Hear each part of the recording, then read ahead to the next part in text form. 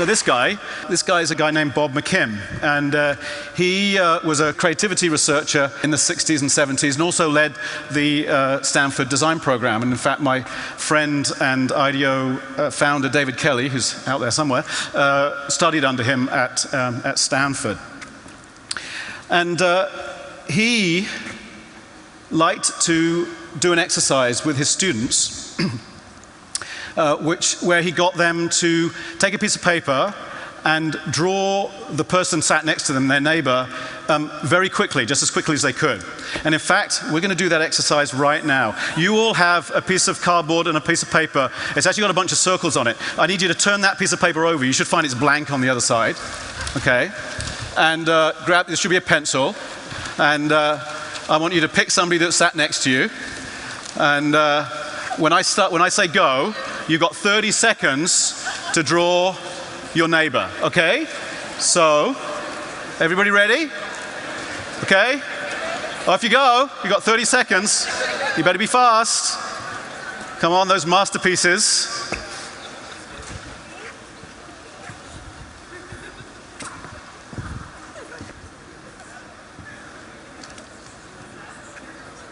Okay, stop. All right, now, yes, lots of laughter. Yeah, exactly. Lots of laughter, quite a bit of embarrassment. Am I hearing a few sorries? I think I'm hearing a few sorries. Yeah, I think I probably am. No, and that's exactly what happens every time you do this with adults. And McKim found this every time he did it with his students, he got exactly the same response. Lots and lots of sorries. And he would point this out as evidence that we fear the judgment of our peers, and that we're embarrassed about kind of showing our ideas to people we think of as our peers, to those around us. And this fear is what causes us to be conservative in our thinking. So we might have a wild idea, but we're afraid to share it with anybody else. Okay, so if you try the same exercise with kids, they have no embarrassment at all. They just quite happily show their masterpiece to whoever wants to look at it. But as they learn to become adults, they become much more sensitive to the opinions of others, and they lose that freedom, and they do start to become embarrassed. And in studies of kids playing, it's been shown time after time that kids who feel secure, who are in a kind of trusted environment, they're the ones that feel most free to play. And if you're starting a design firm, let's say, then you probably also want to create a place where people have the same kind of security, where they have the same kind of security to take risks, maybe have the same kind of security to play. Before founding IDEO, David said that what he wanted to do was to form a company where all the employees are my best friends. Now, that wasn't just self-indulgence. He knew that friendship is a shortcut to play. And he knew that it gives us a sense of trust, and it allows us then to take the kind of creative risks that we need to take as a designer. And so that kind of decision to work with his friends, now he has 550 of them, was what got IDEO started.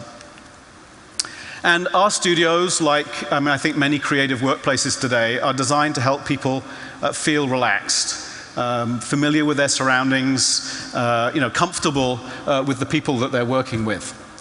I mean, it takes more than decor, but I think we've all seen that creative companies do often have symbols in the workplace that remind people to be playful, and that it's a permissive environment. So whether it's this microbus meeting room that we have in one of our buildings at IDEO, or at Pixar, where the animators work in wooden huts and decorated caves, or at the Googleplex, where it's famous for its volley beach ball courts and even this massive dinosaur skeleton with pink flamingos on it. Don't know the reason for the pink flamingos, but anyway, they're there in the garden. Or even given in the Swiss office of Google, which perhaps has the most wacky ideas of all. And my theory is that's so that the Swiss can prove to their Californian colleagues that they're not boring. So they have the slide, and they even have a fireman's pole. Don't know what they do with that, but they have one. So all of these places, have these symbols. Now, our big symbol at IDEO is actually not so much the place, it's a thing. And it's actually something that we invented a few years ago, or created a few years ago. So it's a toy, and it's called a finger blaster. And I forgot to bring one up with me. So if somebody can reach under that chair that's next to them, then you'll find something taped underneath it. That's great. And if you could pass it up, thanks, David. I appreciate it. So this is a finger blaster, and you will find every one of you has got one taped under your chair. And I'm going to run I want to run a little experiment, another little experiment. But before we start, I need just to put these on. Thank you. All right. Now, what I'm going to do is I'm going to see how many, I can't see out of these. Okay. I want to see how many of you at the back of the room can actually get these things onto the stage. So the way they work is, you just, put your finger in the thing, pull them back, and off you go. So, don't look backwards. That's my only recommendation here. So I want to see how many of you can get these things on the stage. So come on. Here, there we go. Thank you. Thank you. Oh, I had another idea. I wanted to. There we go. There we go. Thank you. Thank you. Thank you. Not bad. Not bad. No serious injuries so far.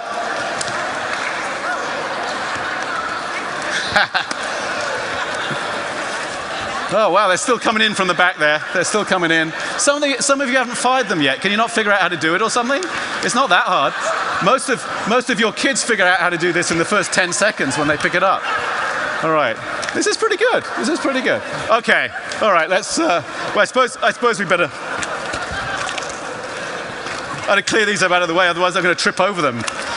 All right. So the rest of you can save them for when I say something particularly boring, and then you can fire at me, okay? All right. I think I'm going to take these off now because I can't see a damn thing when I've... All right. Okay, so... that was fun. All right, good. So, okay, so why? So we have the finger blasters, other people have dinosaurs. Why do we have them? Well, as I said, we have them because we think maybe playfulness is important. But why is it important? We use it in a pretty pragmatic way, to be honest.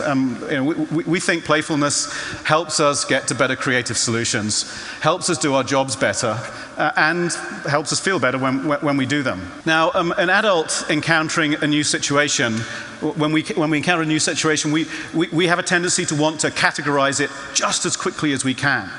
And there's a reason for that. We want to settle on an answer. Life's complicated. We want to figure out what's going on around us very quickly.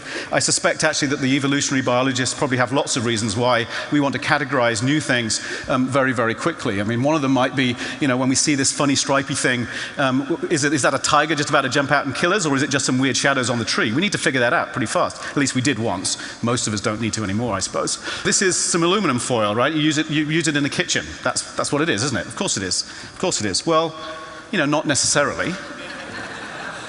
Kids are more engaged with open possibilities. Now, they'll certainly, when they come across something new, they'll certainly ask, what is it? Of course they will. But they'll also ask, what can I do with it?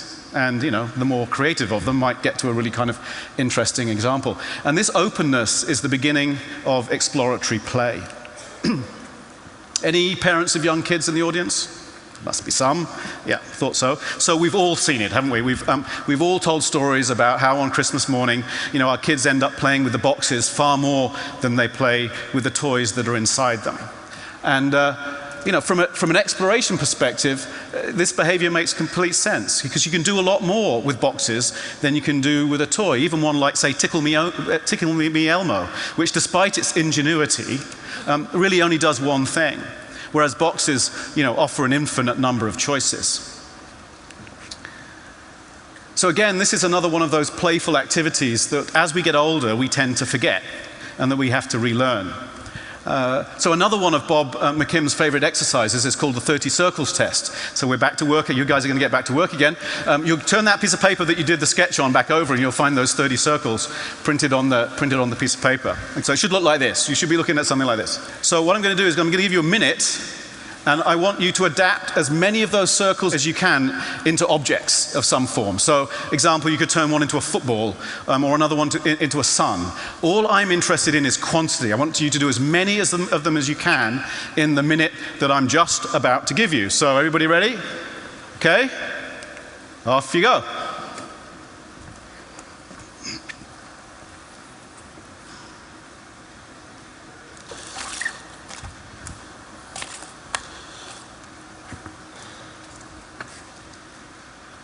Okay, put down your pencils, as they say. So who got more than 5 circles figured out? Hopefully everybody. More than 10, keep your hands up if you did. 10, 15, 20. Anybody get all 30? No? Oh, somebody did, fantastic. Did anybody do a variation on a theme, like a smiley face, happy face, sad face, sleepy face? Anybody do that? Anybody use my examples? Use the sun and the football? Great, cool. So I was really interested in quantity. I wasn't actually very interested in whether they were all different. I just wanted you to fill in as many circles as possible. And one of the things that we tend to do as adults, again, is we edit things. We stop ourselves from doing things. We self-edit as we're having ideas. And in some cases, our desire to be original is actually a form of editing. And that actually isn't necessarily really playful. So that ability just to kind of go for it and explore lots of things, even if they don't seem that different from each other, is actually something that kids do well, and it is a form of play. So now Bob McKim did another version of this test in a rather famous experiment that was done in the 1960s. Anybody know what this is? It's the peyote cactus. It's the plant from which you create mescaline, one of the psychedelic drugs. For those of you around in the 60s, you probably know it well. McKim published a paper in 1966 describing an experiment that he and his colleagues conducted to test the effects of psychedelic drugs on creativity.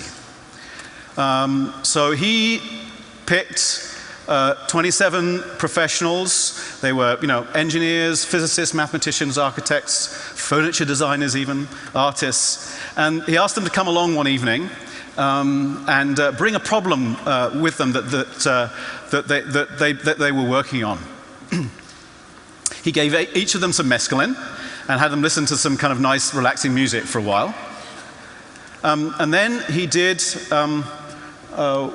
what's called the Purdue creativity test. Actually, you might know it as how many uses can you find for a paperclip. It's basically the same thing as the 30 circles thing that I just had you do.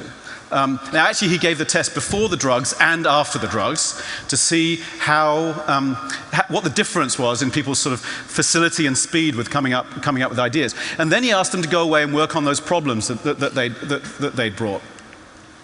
And they come up with a really bunch of kind of interesting solutions, actually quite kind of valid solutions to the things that they've been working on. And so some of the things that they figured out, some of these individuals figured out, so in one case, a new commercial building and design for houses that were accepted by clients, a design of a solar space probe experiment, a redesign of the linear electron accelerator, an engineering improvement to a magnetic tape recorder, you can tell this is a while ago, completion of a line of furniture, and even a new conceptual model of the photon. So it was a pretty successful evening. In fact, maybe this experiment was the reason that Silicon Valley got off to its great start with innovation. I don't know, we don't know, but it may be. You need to ask some of those CEOs whether they're involved in this mescaline experiment. But really, it wasn't the drugs that were important. It was this idea that what the drugs did were help shock people out of their normal way of thinking.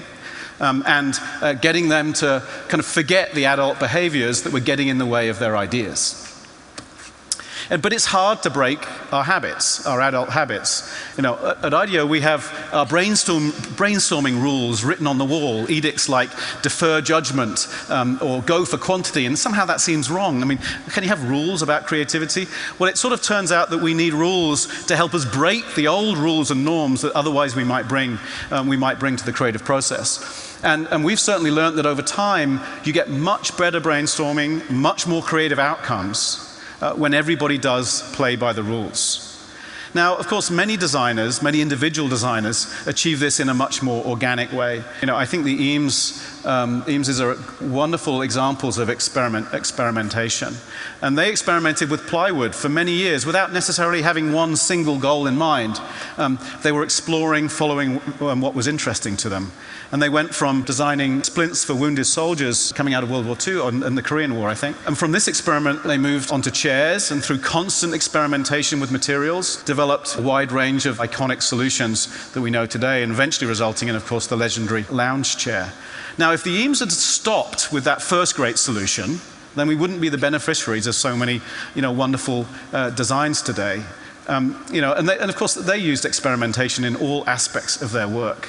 From films to buildings, from games to graphics. So they're great examples, I think, of exploration and experimentation in design. Now, while the Eames were exploring those possibilities, they were also exploring physical objects. And they were doing that through building prototypes. And building is the next of the behaviors that I thought I'd talk about. So the average Western first grader spends as much as 50% of their playtime taking part in what's called construction play. Construction play it's playful, obviously, but also a powerful way to learn.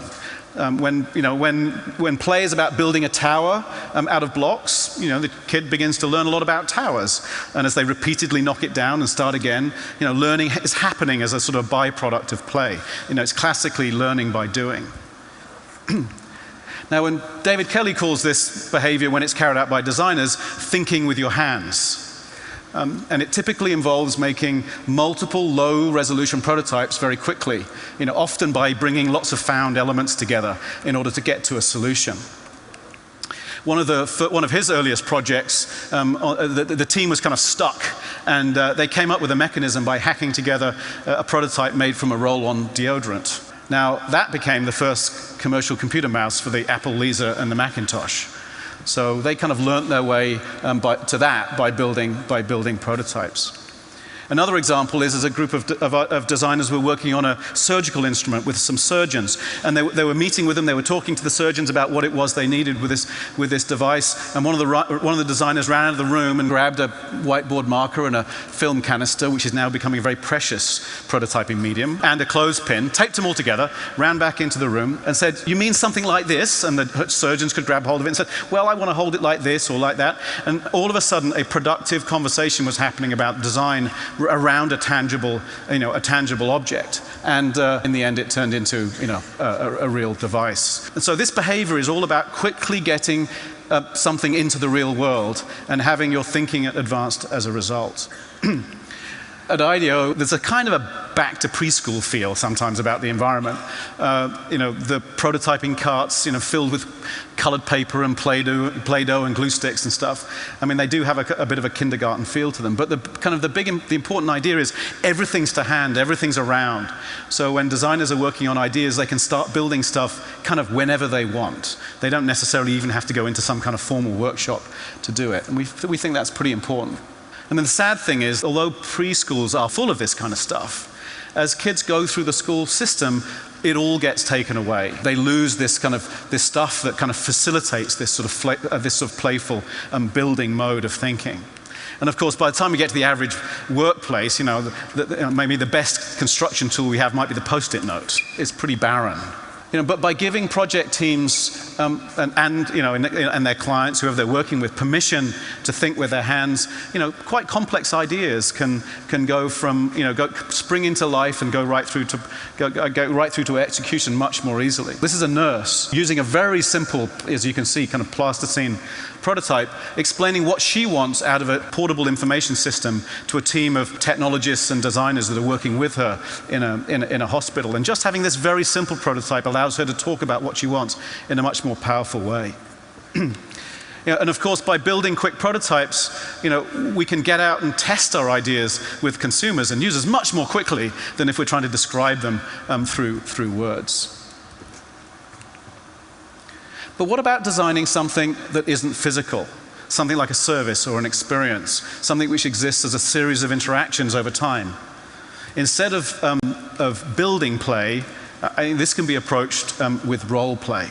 So if you're designing an interaction between two people, such as, I don't know, ordering a food at a fast food joint or something, you need to be able to imagine how that experience might feel over a period of time.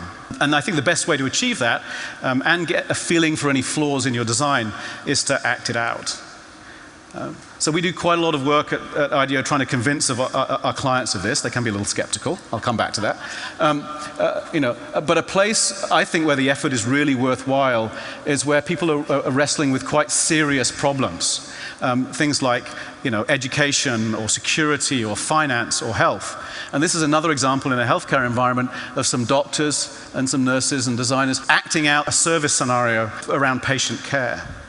But many adults are pretty reluctant to engage with role play. Some of it's embarrassment, and some of it is because they just don't believe that what emerges is necessarily valid. They dismiss an interesting interaction by saying, that's just happening because they're acting it out. Research into kids' behavior actually suggests that it's worth taking role playing seriously. Because when children play a role, they actually follow social scripts quite closely that they've learned from us as adults. If one kid plays store and another one's playing house, then the whole kind of play falls down. And so they get quite used quite quickly to understanding the rules for social interactions, and actually quite quick to point out when they're broken. So when, as adults, we role play, then we have a huge set of these scripts already internalized. We've gone through lots of experiences in life. And they provide a strong intuition as to whether an interaction is going to work. So we're very good when acting out a solution at spotting whether something lacks authenticity. So role play is actually, I think, quite valuable when it comes to thinking about experiences.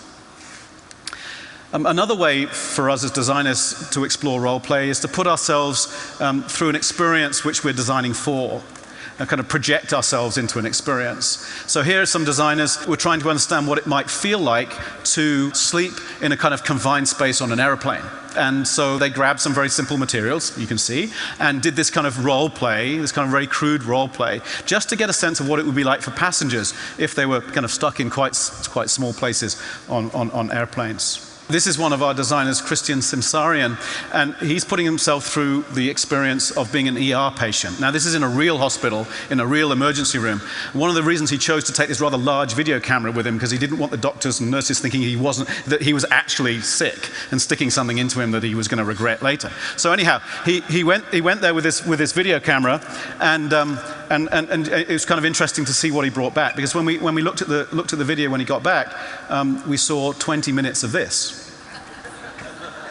And that was the amazing thing about this video. As soon as you see it, you can kind of immediately project yourself into that experience and know what it feels like. All of that uncertainty while you're left out in the hallway while the docs are dealing with some more urgent case, in one of the emergency rooms, wondering what the heck's going on. And so this notion of using kind of role play, in this case, kind of living through the experience as a way of creating empathy, particularly when you use video, is really powerful. Or another one of our designers, Alte Sendel, he's here having his chest waxed, not because he's very vain, although actually he is. No, I'm kidding. But in order to empathize with the pain that chronic care patients go through when they're having dressings removed. And so sometimes these kind of analogous experiences, kind of analogous role play, can also be quite valuable. So when a kid dresses up as a firefighter, he's beginning to try on that identity. He wants to know what it feels like to be a firefighter. We're doing the same thing as designers. We're trying on these experiences. And so the idea of role play is both as an empathy tool as well as a tool for prototyping experiences. And we kind of admire people who do this at IDEO anyway, not just because they lead to insights about the experience, but also because of their willingness to explore and their ability to kind of unself-consciously surrender themselves to the experience. In short, we admire their willingness to play. So, playful exploration, playful building, and role play. And those are some of the ways that designers use play in their work. And so far, I kind of admit that this might feel like it's a message just to go out and play like a kid. And to a certain extent it is, but I want to stress a couple of points. First thing to remember is that play is not anarchy. Play has rules, especially when it's group play. And when kids play Tea Party or they play Cops and Robbers, they're following a script that they've agreed to. And it's this co-negotiation that leads to productive play. So remember the sketching task we did at the beginning, the kind of little face, the portrait you did? Well, imagine, if you did the same task with friends but while you were drinking in a pub. But everybody agreed to play a game where the worst sketch artist brought the next round of drinks. That framework of rules would have turned an embarrassing, difficult situation into a kind of a fun game. And as a result, we'd all feel perfectly secure and have a good time. But because we all understood the rules and we agreed on them together. But there aren't just rules about how to play, there are rules about when to play. Kids don't play all the time, obviously. They transition in and out of it. And teachers, good teachers, spend a lot of time thinking about how to move kids through these experiences. And as designers, we need to be able to transition in and out of play also. And if we're running design studios, we need to be able to figure out how can we transition designers through these different experiences. I think this is particularly true if we think about this sort of what's very different about design is that we go through these two very distinctive modes of operation. We go through a sort of a generative mode where we're exploring many ideas, and then we kind of come back together again and come back looking for that sort of solution and developing that solution. I think they're two quite different modes, sort of divergence and convergence. And I think it's probably in the divergent mode that we most need the playfulness. Perhaps in convergent modes, we need to be more serious. And so being able to move between those modes is really, really quite important. So it's where a more nuanced version of a view of play, I think, is required. Because it's very easy to fall into the trap that these states are absolute. You're either playful or you're serious, and you can't be both. But that's not really true. You can be a serious professional adult and at times be playful. It's not an either or, it's an and. You can be serious and play. So to kind of sum it up, we need trust to play, and we need trust to be creative. So there's a connection. And there are a series of behaviors that we've learned as kids and that turn out to be quite useful to us as designers. They include exploration, which is about going for quantity, building and thinking with your hands, and role play, where acting it out helps us both have more empathy for the situations in which we're designing and to create services and experiences that are seamless and authentic. Thank you very much.